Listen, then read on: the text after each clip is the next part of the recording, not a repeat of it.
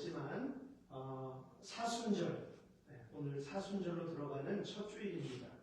그래서 오늘 본문을 마가복음 15장 21절로 32절의 말씀을 잡았습니다. 오늘 말씀의 제목은 십자가의 복음이에요. 우리가 삶을 살아나갈 때 두려움이나 절망의 감정은 누구에게나 찾아옵니다. 또한 나를 힘들게 하는 현실이 여전히 변하지 않은 상태로 머물고 있다 할지라도 우리가 반드시 기억해야 할 것은 이 시간을 지나가게 하시는 분은 역시 살아계신 하나님이시다라고 하는 것입니다. 왜냐하면 우리가 날마다 고백하듯이 역사의 주관자는 하나님이시고 알파와 오메가 되신 하나님이시기 때문에 우리가 그분을 신뢰한다면 분명히 그분의 때를 기다려야 하는 줄로 믿습니다. 하나님을 신뢰하는 사람에게는 지나간 과거의 힘겨움이 은혜로 남습니다. 반면에 하나님을 경험하지 못한 사람에게는 트라우마로 남아서 평생 자기 자신을 괴롭히며 살아가는 사람들을 종종 볼 수 있습니다. 그렇다면 우리는 어째서 세상을 살아가면서 이토록 고통스러운 과정들을 우리가 겪어야만 할까요? 사람들은 외면하고 싶겠지만 인류의 죄로 인함입니다. 우리가 이 세상을 살아가면서 질병을 앓고 교통사고를 당하고 때로는 사업에 실패하고 우리가 관계에 무너지고 내가 이때까지 쌓아놓은 것들이 완전 무너지는 그 순간들이 있어요. 하지만 그렇다고 해서 하나님이 살아계시지 않은 게 아닙니다. 우리 그리스도인들은 그 가운데에서 오히려 더 세밀하게 응답하시는 그 하나님의 음성을 들어야 할 줄로 믿습니다. 현재 미국 휴스턴은 복음주의 교회들이 가장 많은 지역으로 잘 알려져 있어요. 그 중에 긍정의 힘의 저자인 조엘 오스틴이라는 분이 담임하는 레이크우드 교회가 있습니다. 특별히 이 교회는 한때 엄청난 교인 수를 자랑했지만 16,000개나 되는 예배당의 좌석들이 지금은 텅 비어 있다고 해요. 저도 이렇게 봤는데 몇 사람 앉아있지 않더라고요. 손에 꼽을 정도로. 무슨 일이 있었던 것일까요? 어떤 사람들은 팬데믹이나 그 외에 사회적인 이슈를 이야기하지만 그보다 더 본질적인 문제는 교회가 추구하려고 했던 것이 번영신학이었다라고 하는 것입니다. 그 번영신학이라는 기초 위에 세워졌기 때문이다라고 신학자들이나 또 많은 사람들이 결론을 짓고 있습니다. 즉 그 강단을 통해서 외쳐진 메시지가 긍정적인 마음을 갖는 사람들은 누구나 부자가 될 수 있고 번영할 수 있다라고 하는 메시지가 주류를 이루었어요.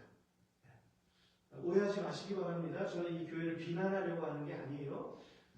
수많은 교회들이 있는데 그 교회들이 집중하는 것, 아까 우리 기준점이 되시는 하나님이라고 말씀하셨잖아요. 하나님께서 무엇을 말씀하시는가 그것에 초점을 맞춰야 되는 것이지 우리의 입장에서 이 땅을 살아가는 우리가 이루고자 하는 것을 말씀을 통해서 전하는 것이 아니라는 거죠. 이해가 가시죠? 하나님께서 우리에게 성경을 주시는 이유는 사람들이 알아듣지 못하기 때문에 하나님의 뜻을 알게 하시기 위해서 성경을 주셨다는 거예요. 그럼 성경에서 주류를 이루고 있는 본질이 무엇이냐는 거죠. 성경에서 말씀하시고자 하는 것이 무엇이냐는 거예요. 우리는 그것에 초점을 맞추어서 마치 예수님께서 비유하셨듯이 어떤 사람이 가다가 발에 쭉 걸리는 게 있었어요. 이렇게 보니까 여기 보석상자가 있는 거예요. 그래서 이것을 자기만 알 수 있는 곳에 다시 감추고 그가 가서 이 땅을 자기 재산을 다 팔아서 샀다라고 하는 것입니다. 가장 중요한 것이 땅에 묻혀진 보화이기 때문에 마치 이 보화와 같은 것이 내가 그 길이요 진리요 생명이신 예수님이시다라고 하는 사실입니다. 근데 그 예수님의 복음, 예수님의 진리 외에 다른 것을 붙잡으려고 할 때 이런 수많은 시행착오들을 우리 사람들이 겪게 된다라고 하는 것이죠. 여러분, 코로나가 뒤덮었어요. 그리고 이코노미가 굉장히 안 좋아지고 그러면 모두가 다 부자가 돼야 되잖아요. 이 번영 신학에 의하면 이 번영의 말씀에 초점을 맞추고 나가면 고통이 여전히 없어야 하고 많은 사람들이 부를 누려야 되고 하는데 그렇지 못하다라고 하는 절망감 때문에 그 자리를 떠나게 되는 것이죠. 주께서 말씀하신 것이 십자가예요. 구약에서 십자가를 가리키고 있었고요. 그 십자가의 주인공 되신 예수 그리스도께서 이 땅에 오셔서 말씀하신 것입니다. 사랑하는 성도 여러분, 우리가 예수 그리스도를 따르는 이유는 삶의 풍요로움을 위해서가 아닙니다. 번영을 쫓았을 때 어떤 일이 벌어지는지 예수님의 제자들 가운데 한 사람을 예로 들 수가 있습니다. 누구입니까? 가룟 유다라고 하는 사람이에요. 그는 예수님의 12제자 중에 한 사람이었고요. 그분이 행하신 모든 기적을 경험했을 뿐만이 아니라 12제자는 예수님의 가장 측근으로서 가장 확실한 복음의 말씀을 가르침을 받은 사람들입니다. 그런데 왜 그는 변화되지 않았을까요? 그는 시작이 잘못되었기 때문이에요. 어떻게 그런 사람이 자신의 스승을 고작 은 30에 팔아 넘길 수가 있냐는 것입니다. 그것도 예수님을 원수같이 생각했던 대제사장들에게 말이죠. 누가복음 22장 3절로 6절에서는 이렇게 전합니다. 12 중에 하나인 가룟이라 부르는 유다에게 사탄이 들어가니. 여러분, 사탄이 누구에게 들어갈까요? 시작이 잘못된 사람에게 들어가는 거죠. 저도 이제까지 평생을 살펴오면서 귀신이 들린 사람도 봤고요. 그 마음 가운데 잘못된 사상이 들어간 사람들을 종종 보았던 적이 있습니다. 여러분, 그게 무엇을 의미합니까? 예수 그리스도를 목적하고 교회 다니지 않으면 그에게 사탄이 들어간다는 얘기예요. 좀 격하게 들리실 수 있지만 우리 생각 속에, 우리의 관념 속에, 내가 배우는 학문 속에 분명히 사탄이 개입을 한다는 겁니다. 그래서 우리를 하나님으로부터 점점 멀어지게 만든다는 것이죠. 여러분, 이 사람은 시작부터 잘못된 거예요. 그는 예수님을 하나님의 아들이자 구원자로 생명의 주인으로 바라보는 것이 아니었고요.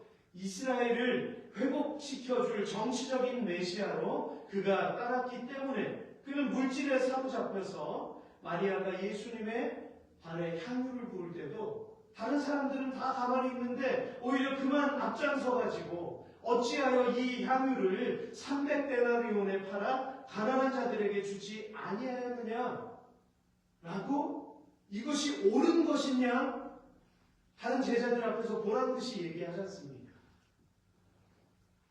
그런데 이 오늘 사건을 기록한 요한은요, 그가 가난한 사람을 생각한 것이 아니라 도둑이라서 돈꾀를 맞고 거기 있는 것을 훔쳐가는 행동을 했기 때문이다 라고 증언하고 있습니다. 그러니까 다른 제자들 알고 있었던 거예요. 그가 어떤 성향의 사람이었는지를. 오늘 예수님은 그를 배척하지 않고 그냥 계속 관망하면서 곁에 두었습니다. 오늘 요한과 같은 사람도 같이 그를 바라보고 있었다라고 하는 거예요. 하나님께서 일하실 수 있는 그 여지를 두었다라고 하는 것입니다. 오늘 아이러니한 것은 같은 믿음이 아니었음에도 다른 제자들이 함께 있었고요. 예수님은 그 사실을 아시면서도 요한복음 12장 7절에 그를 가만히 두어 나의 장래할 날을 위하여 그것을 간직하게 하라 말씀하십니다. 오히려 맡기셨다는 거예요. 하나님이시기 때문에 완전하신 분이시기 때문에 그것이 가능할 수 있었고요. 저와 여러분들도 하나님께 맡기는 신앙이 필요합니다.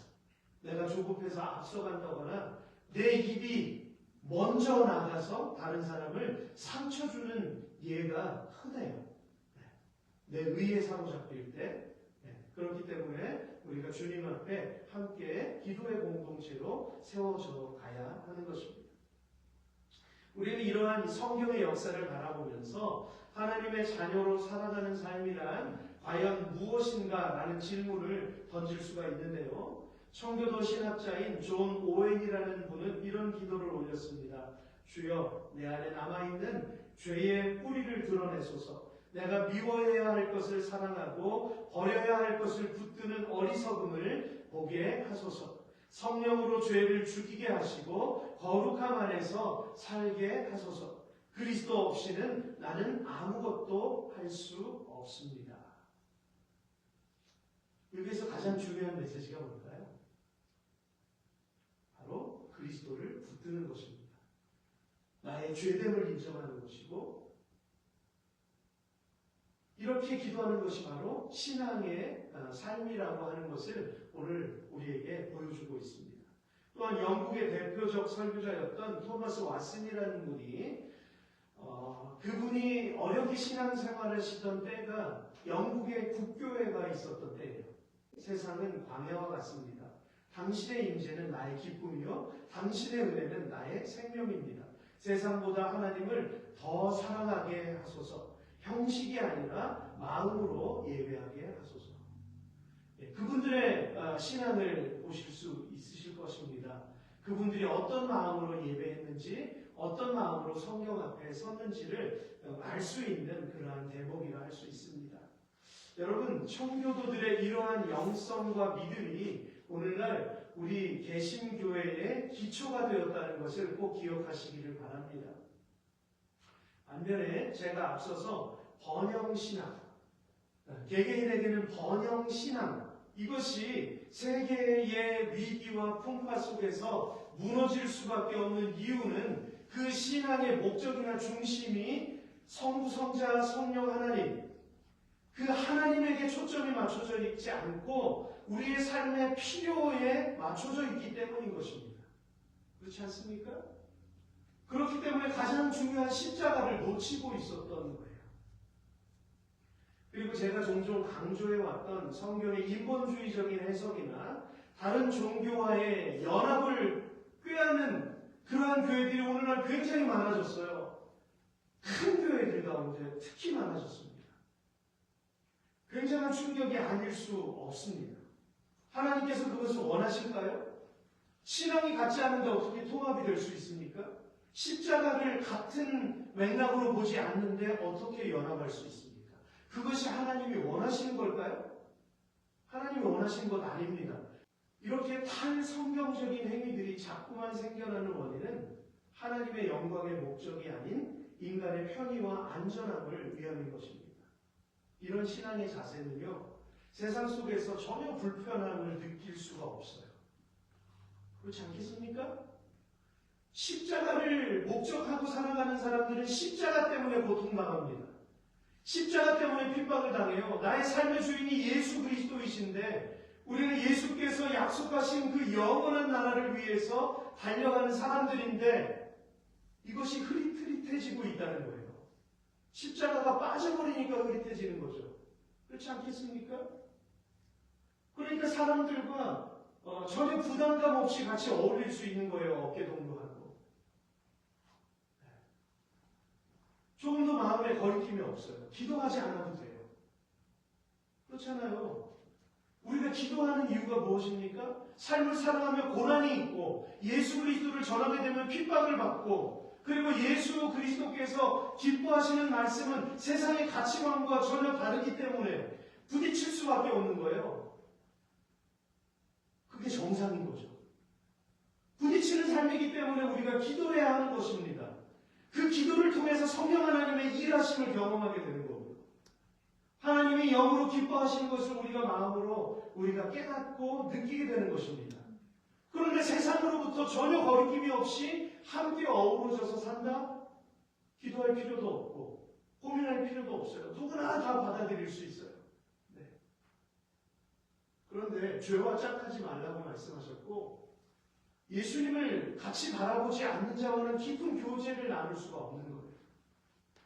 사랑하지 말라는 그런 말씀이 아닙니다. 세상을 향해서 우리는 하나님께서 사랑하셨듯이 사랑하는 마음으로 복음을 전해야 하고 누구든지 그 불쌍한 영혼을 위해서 기도해야 되는 것은 당연한 거예요. 그런데 우리가 정말 하나님 앞에 설 때 그때 십자가가 분명히 있어야 된다라고 하는 것이죠.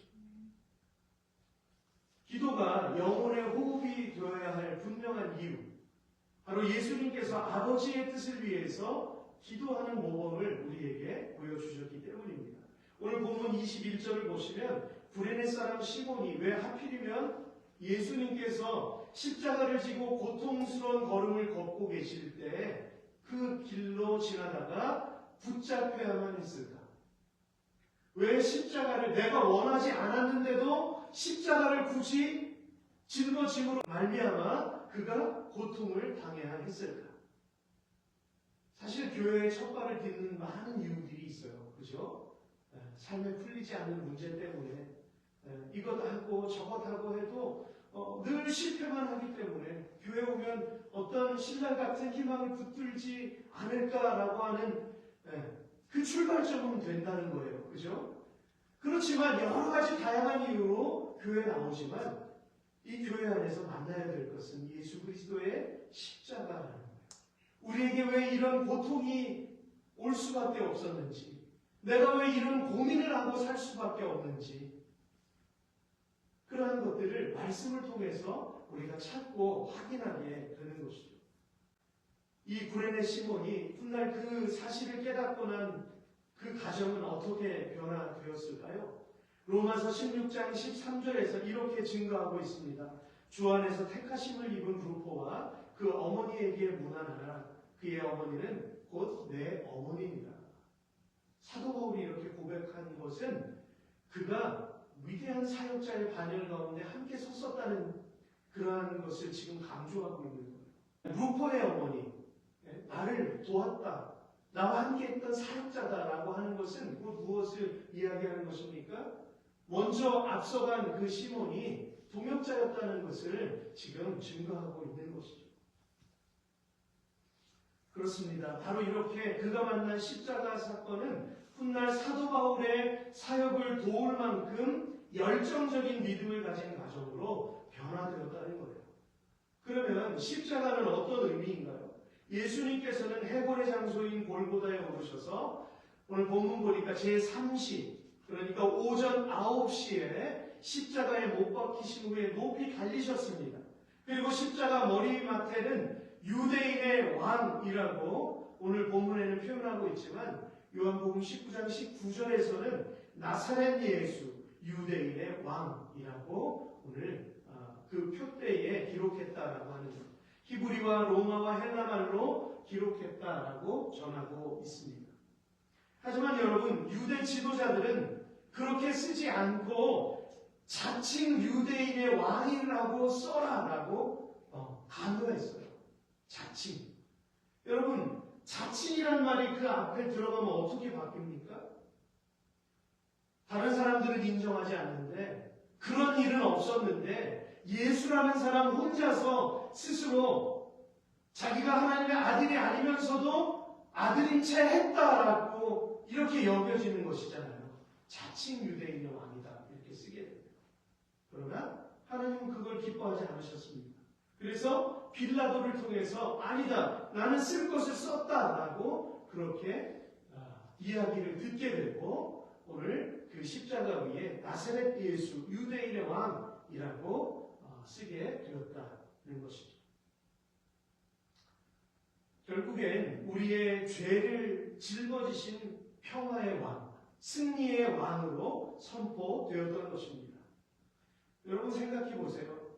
만약에 사단의 간교한 요구대로 자칭이라는 글씨가 써졌다면 그건 예수님께서 수치를 끝까지 당하실 수밖에 없는 광경이 아니겠습니까? 그러나 하나님께서는 그가 메시아임을 그분의 권위를 높여주신 것입니다. 성도 여러분, 살아계신 하나님께서 저와 여러분들에게 오늘도 여전히 그분의 섭리와 권세 아래 이 땅을 통치하시는 줄로 믿습니다. 작게는 이 에드먼턴 땅에 더 작게는 여러분들 각자의 삶에 오늘 예수님께서 관여하고 계신다는 거예요. 오늘 본문을 통해서 우리는 여전히 십자가를 이해하지 못한 채 살아갈 수도 있겠구나라고 우리가 묵상할 수 있겠습니다. 왜일까요? 그것이 의도되었든 아니든 간에 예수님의 좌우편에 강도들이 함께 못 박힌 이유가 무엇일까? 우리가 생각할 수 있기 때문입니다. 예수님 혼자서 못 박히실 수 있잖아요. 그죠? 그 유대인들에게 예수님은 특별한 죄인이 아닙니까? 그리고 혼자 못 박힐 수도 있는데 양옆에 강도들도 같이 못이 바뀌었다는 거예요. 여러분, 예수님은 같은 부류로 치부를 받을 분이 아니에요. 그죠? 그런데 지금 이 십자가 위에서 같은 부류로 치부를 받았습니다. 무엇을 보게 하십니까? 우리의 죄를 보게 하십니다. 우리와 같은 죄인이 그 자리에 못이 박혀야 되는데 그 양옆의 강도들은 나와 똑같은 사람들인데 예수님이 그 자리에 같은 취급을 받고 달리셨다라고 하는 것을 오늘 하나님께서는 나타내시는 것입니다. 우리와 같은 하찮은 존재로 우리 예수님께서 역임을 받으셨다라고 하는 것이죠. 누가 이렇게 만들었습니까? 유대인들이, 하나님을 섬긴다고 했던 사람들이 이렇게 만들었습니다. 오늘 이 복음서를 읽으면서 누가 가장 집중해서 보아야 할까요? 바로 우리와 같은 성도들입니다. 우리와 같이 예수님을 믿는다고 고백하는 사람들이 이 말씀을 아주 중요하게 바라보아야 합니다. 바리새인들, 대제사장들, 오늘날로 말하면 목회자들, 직분자들 아닙니까? 이 사람들이 십자가에 예수님을 못 박았다는 거예요. 2000년이 지난 이 순간에도 똑같은 위치에 서 있는 사람들이 예수님을 다시 십자가에 못 박는 일들이 얼마나 많아지고 있는지 알 수가 없어요. 우리에게 굳이 사순절이 왜 필요할까요? 바로 이 모습을 나에게 대입시키고 내가 그 자리에 설 수밖에 없는 죄인이라고 하는 것을 우리가 다시 한번 깨닫고 새롭게 되기 위해서 오늘 우리에게 사순절이라는 절기가 있는 것입니다.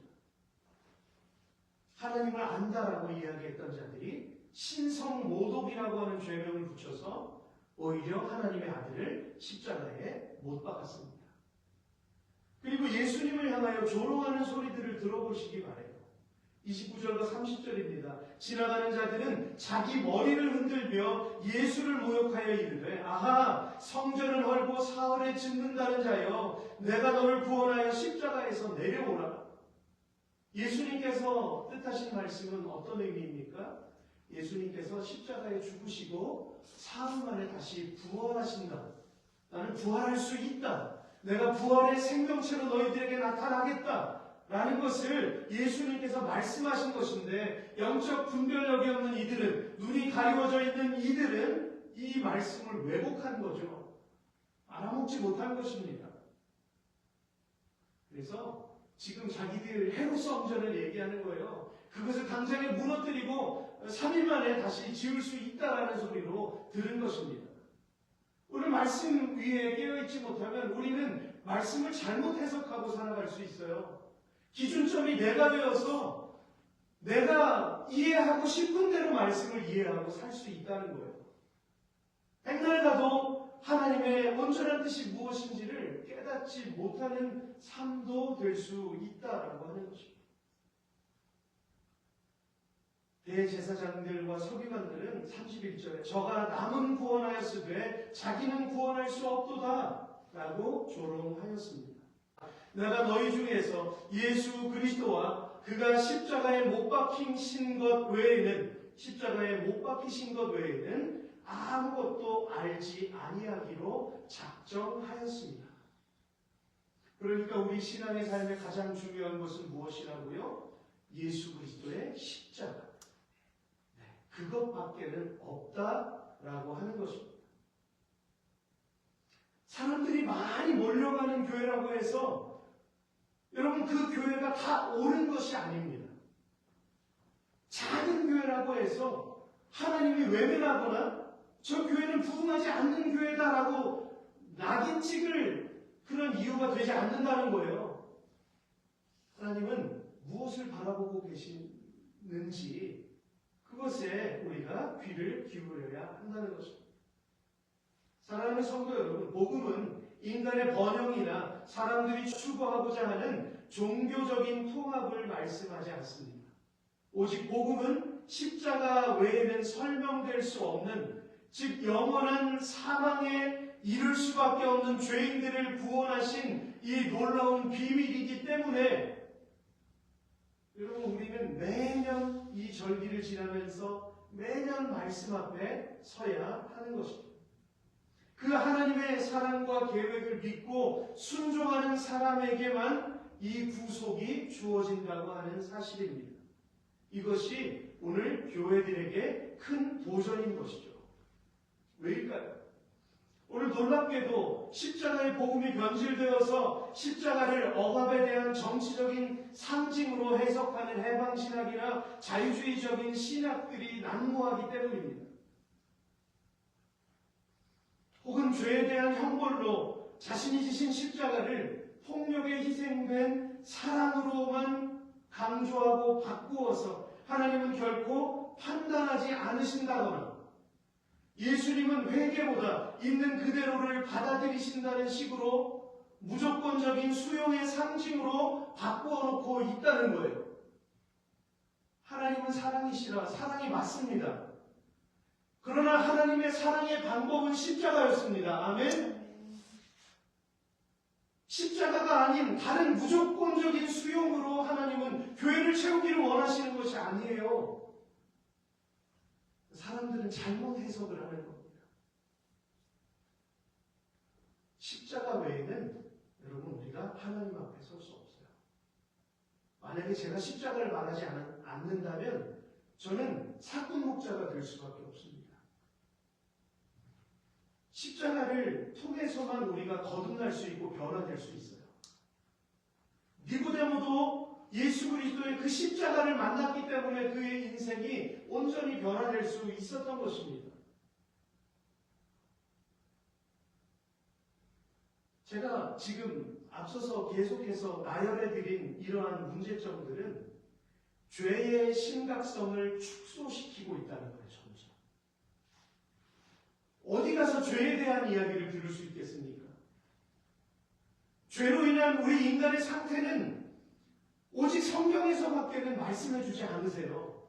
그런데 성경의 가장 중요한 복음의 핵심인 이 죄의 문제를 그것을 그냥 슬쩍 덮고 부요한 것을 이야기한다든지 다 포용한다는 것을 말한다든지 하는 것에 치우치게 되면 어떻게 되죠?